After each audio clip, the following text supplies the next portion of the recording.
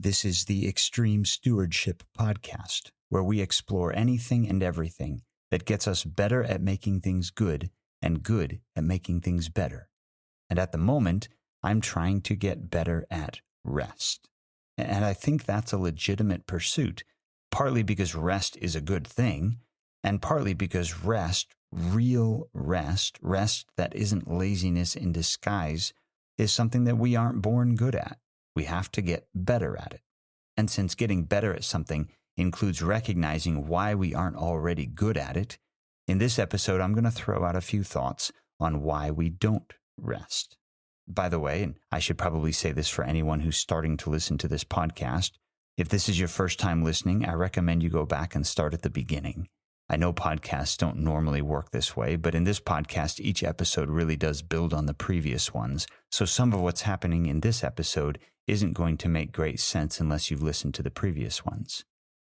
Okay, I suppose I should start with what feels like a positive example, a legitimate reason not to rest, and that is that I might not rest, I might forget to rest, I might not get around to resting because I love my work. I like what I get to do to improve creation, and since there's always more work, more creation improving to do, I just keep on doing it. Or maybe, this is just a little tweak on that notion, some of us like the work components of certain activities more than we like the rest components. My son is 11 years old, and he's really into model railroading. He has a pretty legit HO layout in our basement with a steam engine and a whole bunch of different cars, some buildings, some scenery, all kinds of stuff. But I've noticed recently that just sitting there playing with his trains doesn't hold his attention for very long. What he really likes to do is build scenery, redesign track layouts, assemble train car kits, that sort of thing. He loves the work of model railroading, but I don't know how excited he is to just enjoy it. He'd rather work than rest. And at a micro level, I don't think there's anything wrong with that. Lots of people would rather build desks than sit at them. And as long as they are building those desks for the people who will sit at them, great. In any individual instance, there's no problem here at all. But if I shift from I would rather do that task than enjoy the results of that task, if I go macro level to I would rather do all the tasks than enjoy any of them, now I've got a problem. Now my life is going to be out of balance, and I'm not going to live as God has invited me to live. So as far as individual projects are concerned, I think it actually makes sense of how God wired us that we might rather work than rest. But as a whole life lived, that's not going to go so well. And by the way, in the next episode, I'll offer some reasons why we must rest. For now, I'm just identifying some of the reasons why we don't. The second reason why we don't rest. Here's a really common one, and I get the sense that it's getting more and more common with every successive generation. The reason is busyness. I don't have time to rest because I have too many things going on. Not just at the office or the job site or the factory or the school, everywhere. I leave my employment and I re-enter the chaos of my home. Or maybe my employment is located at home, so there are no boundaries there to begin with. I have activities, my wife has activities, my kids have activities, my kids have more activities, family coming to see us going to see family, yard work, housework, errands to run, parties to attend, meetings to schedule, equipment to repair, problems to solve. The list never ends. There's always more work, more stuff, more opportunities, more activities, and we're drowning. I'm exhausted just thinking about everything I have going on, and I'm a teacher, and it's summertime. This is the easy part of the year, and I can barely keep my head above water. We all have our own angle on this problem. I like new ideas. I like trying new ideas. I get excited about new possibilities. There's also a part of me that wants every day to be exactly the same and predictable and constant and simple, so I'm a walking contradiction just like the rest of us. But I get myself in trouble because I've always got a new idea of something I could do that I haven't already been doing. Why am I doing this podcast? No one required me to do this. No one is paying me to do this. It's an idea that grew out of a conversation that's turned into a huge blessing for me to get to think through the stuff I talk about on this platform. But right now I'm sitting at my desk thinking about the irony of talking about being too busy in a voluntary podcast about rest. At any given moment, there are too many things I could or should be doing. It's like what we experience in a global capitalist context where we are presented with 100 different options for everything. What kind of toothpaste should I buy?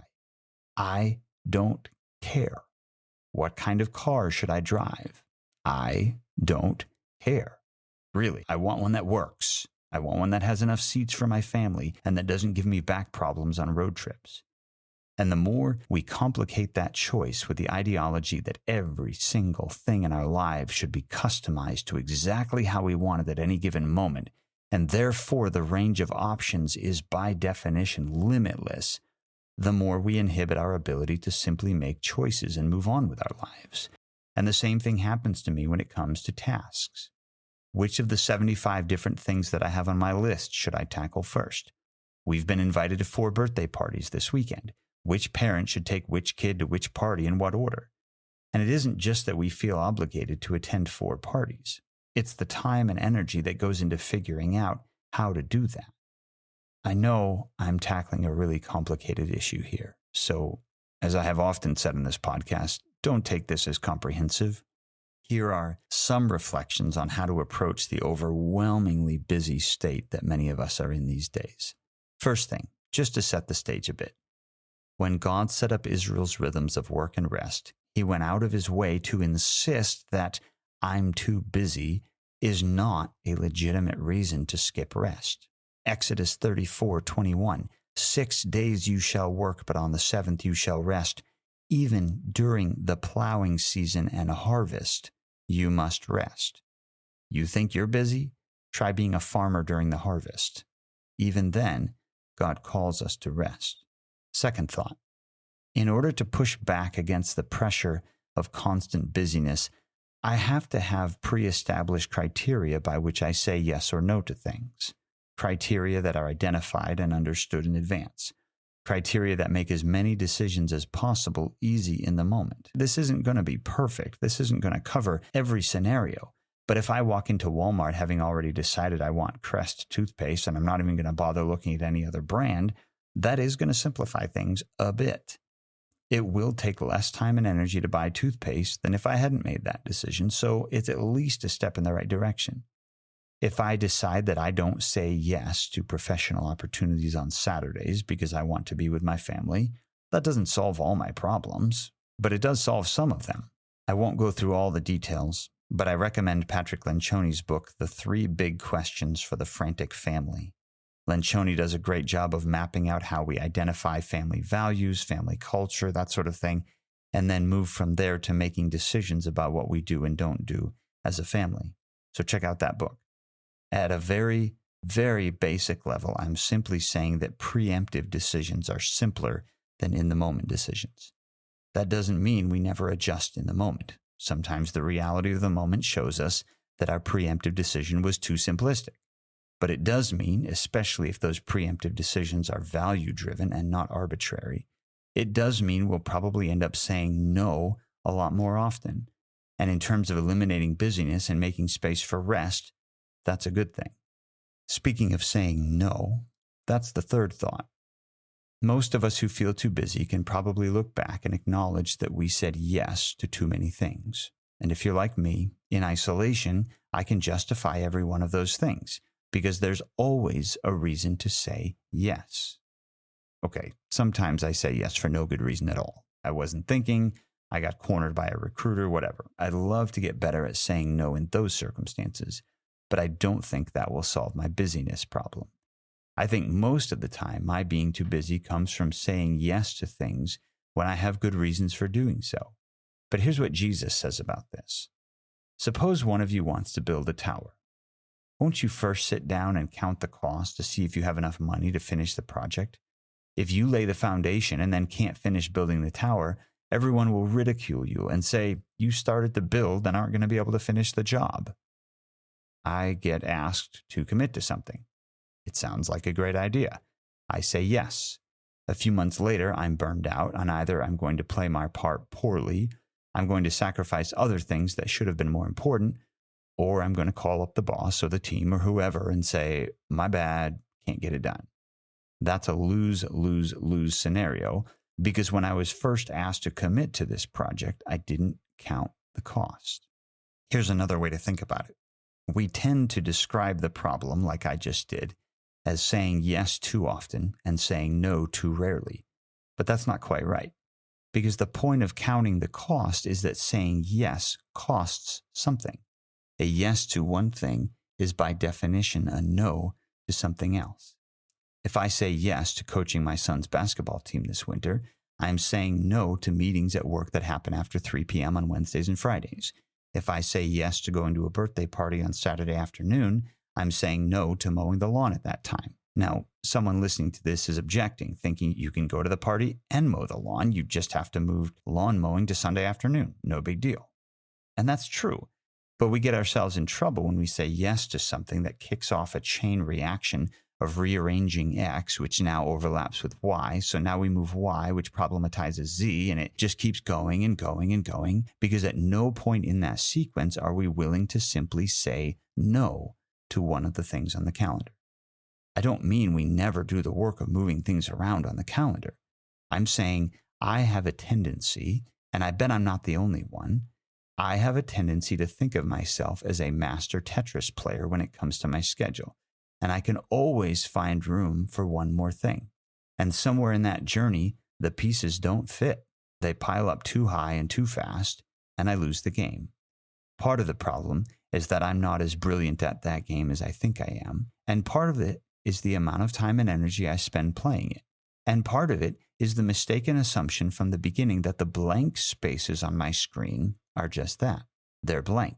They're negotiable. They're hypothetically available for something, because rest isn't something that I treat as one of the building blocks. This is how I get too busy. I haven't counted the cost of saying no to rest. Fourth thought about overcoming busyness. If you've been following this podcast for a while, you might be sick of hearing this, but I don't care, because I need to keep hearing it, and you probably do too. So here it is.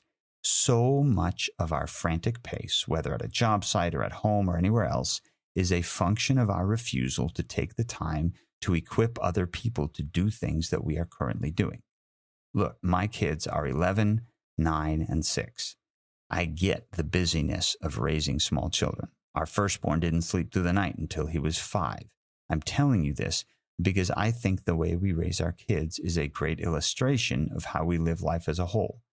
In the beginning, babies don't contribute much. You have to do everything for them, and it's exhausting, and that's just how it's going to be. Now, a quick caveat on that. Annie and I struggled to involve other adults in the lives of our children early on. Things as simple as getting our firstborn to take a bottle from someone else, that kind of stuff. So even in the beginning, there are things, some of which we didn't do very well, that can make the lives of new parents a little more manageable. But as time goes on, the issue I really want to focus on is that it is so easy for us as parents to simply do things for our kids, because if I do the job, it will get done better and more quickly and more efficiently, and we can move on. And if I make quality and efficiency in the moment the driving value, I will be doing my kids' laundry and cleaning their rooms and keeping track of their homework assignments when they're in high school and maybe even after that. And instead of a couple of years where sleeplessness is just how parenting is, I'm going to have a couple of decades of exhaustion because I'm carrying all that extra dead weight around. Now, like I said, my kids are 11, 9, and 6, so please don't take this as the final word of experience. But I'm telling you what a lot of older parents have told us, and I'm telling you what we've already seen in our home. The sooner we equip our kids to take responsibility in age-appropriate ways for their lives and our home, the sooner we as parents are going to live into healthy patterns of work and rest and have the opportunity to invite our kids into those same patterns. All right. Reason number 1, I don't rest. I like my work. Reason number 2, I'm too busy. Reason number 3, I'm lazy. That's right. Sometimes I am too lazy to rest. Now, this works in a few different ways. The first way is that I procrastinate, and then it's crunch time, so I have to work like a maniac to get things done. I have spent most of my adult life either as a student or a teacher, so I see this all the time. Video games on Wednesday and Thursday, the paper's due Friday, so I'll stay up all night Thursday night writing that paper. I should have worked Tuesday and Wednesday, gotten a decent night's sleep on Thursday, and had the paper done and been good to go on Friday morning. Instead, I'm exhausted. And by the way, public service announcement to all the students out there. Under these circumstances, my paper, the paper I stayed up all night writing, it stinks. That whole I do my best work under pressure thing is garbage. We do our best work when we are well rested, not caffeinated out of our minds, and not desperately trying to make a word count before a deadline. Both my work and my rest suffer when I procrastinate and have to say no to rest today because I said no to work yesterday. And by the way, sometimes we procrastinate, we're lazy, and then instead of going all out at the last minute, we just don't bother. We get that sleep instead of doing the work that needed to be done, and it doesn't help because if we don't work, we don't rest. This is how God set it up. First work, then rest. If I'm physically inactive all day, I don't sleep as well at night. But don't miss this. If you don't work hard all day, you won't sleep well all night. Sleep is recovery from work. If we don't work, there's nothing to recover from. The most restorative rest comes after the hardest work. Here's another way laziness ruins our rest. Did you know that workaholism is a form of laziness? Here's what I mean. I wonder if I had the opportunity to take a survey of everyone who listens to this episode, how many of us know someone or are someone that we would consider a workaholic?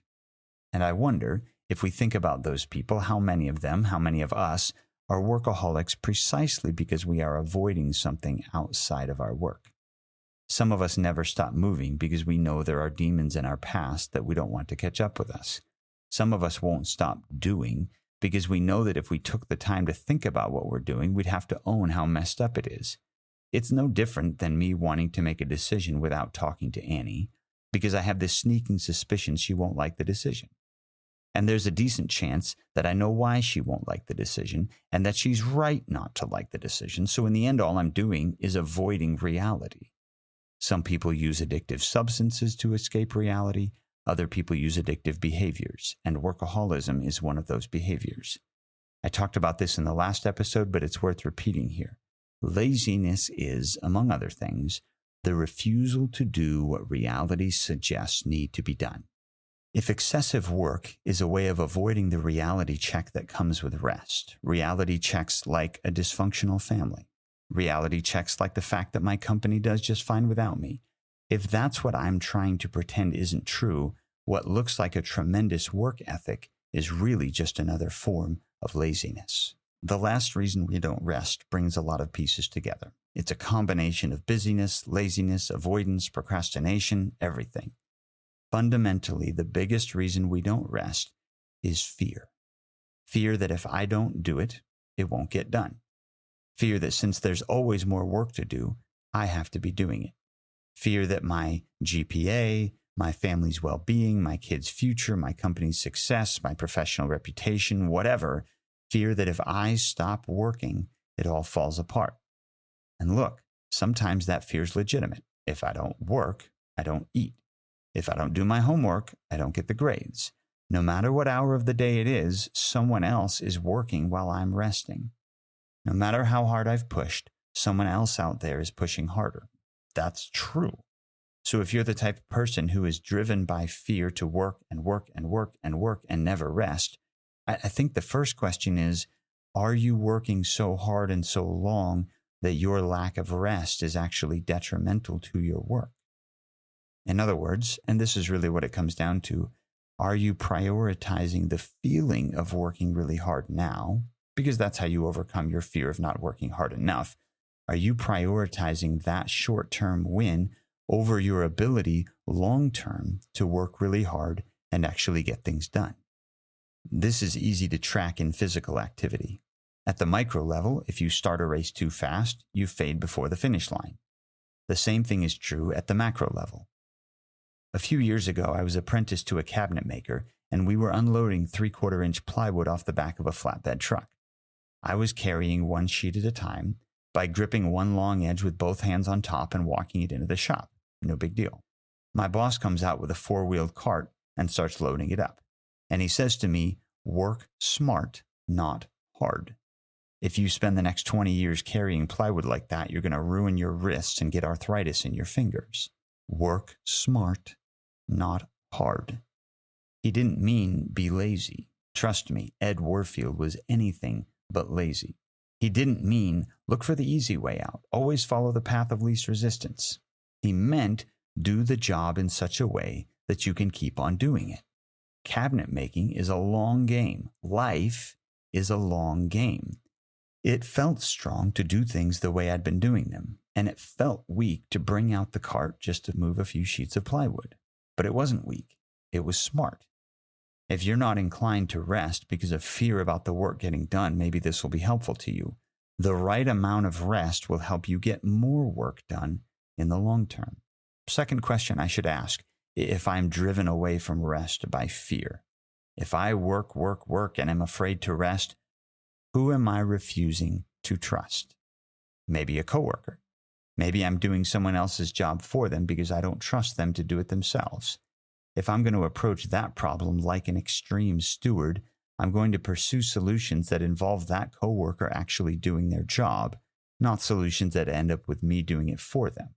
Look, there's a high probability that the right solutions are less efficient in the short term, and there's a dead certainty that one of those solutions is way more effective in the long term. By the way, the trust question isn't just about doing someone else's job. It's also about the stress and fear and anxiety that comes along with not trusting the other person. I don't have to be at the office to be fearful about my subordinates failing to come through for me on a project. I'll bet you know the feeling, like I do, of being awake in the middle of the night when we should, be resting. Instead, we're lying there thinking and stewing and internally processing our lack of trust in someone with whom we work. And we know, there's really no debate to be had here. We all know that lying there stressing about that person or that situation isn't helping. So I'm not resting because I can't enjoy what's been done, and I'm not working because I'm not doing anything to improve the situation. Back in episode 7 of this podcast, I talked about seed, fruit, and weeds. Seeds are resources to be invested for later. Fruit are resources to be enjoyed now, and weeds are resource-draining, space-occupying, stress-inducing garbage that needs to be ripped out by the roots and burned. But weeds can tell you something about the health of your soil. A farmer friend of mine told me recently that those dandelions all over my yard are telling me that there isn't enough calcium in the dirt. So kill the dandelions for sure, but also get some more calcium.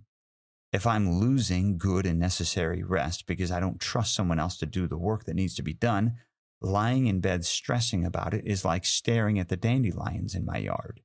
Doing the work for that other person is like mowing my lawn low enough to take off the dandelion blossoms. All I'm doing is spreading dandelion seed all over my yard and buying myself a couple of days in which no one driving by my house will notice that I have a dandelion problem. Neither of these is a real solution to the problem. Now, the problem might be that my coworker is not doing their job, and that requires one possible series of solutions. The problem might be that they are doing their job, but there isn't enough communication between that person and myself to make it clear to me that they are in fact doing their job and there's nothing to be afraid of. That problem would require a different series of solutions. So maybe the fear is in some sense justified, and maybe it isn't, and which of those is true determines what to do about it. But either way, I can tell you what the solution isn't. The solution isn't to become a workaholic and do that person's work for them. And the solution isn't to let my feelings about that person overwhelm me such that I don't end up being ideally situated to work or to rest. Now, what about trusting God?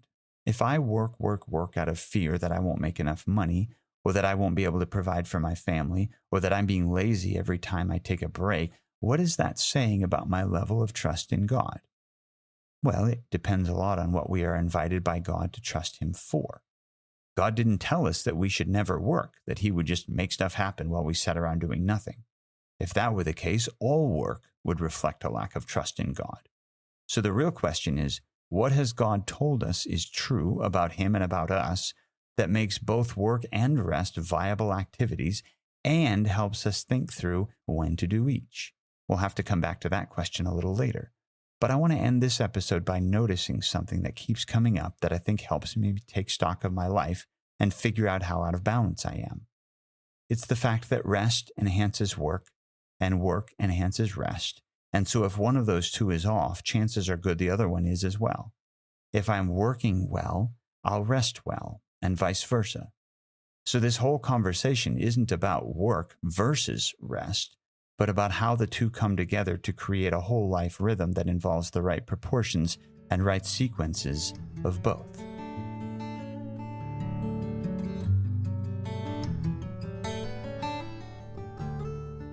Thanks for listening to the Extreme Stewardship Podcast.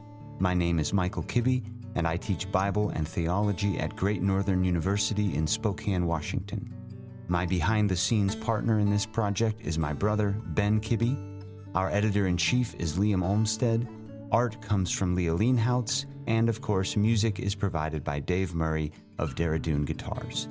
If this series has been helpful or challenging to you, or if you've got a story about extreme stewardship that you'd be willing to share, shoot us an email, extremestewards@gmail.com.